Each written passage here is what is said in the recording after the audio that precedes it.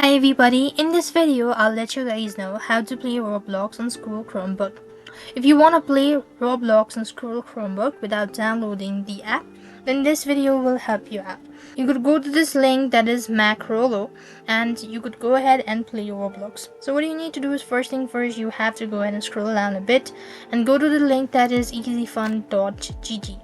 When you go to this link, it's gonna help you out to play Roblox. So all you need to do is just go ahead and either you could add the extensions and then remove it later on, or else you could just go ahead and use it. So if the easy.now or easy.gg is not working out, then you could also go with now.gg. That's also going to help you out to play Roblox without downloading on the school Chromebook. So basically you want to go to this now.gg, on the search box you want to type in Roblox. Now the unfortunate part is that this actually does not work in all the parts of the region. As you could see, when I type in Roblox, I'm unable to locate it.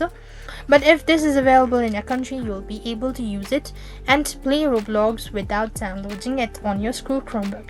So that's all for this video. I hope the video was helpful. Make sure to like, share and subscribe. Thank you for watching. See you in the next video.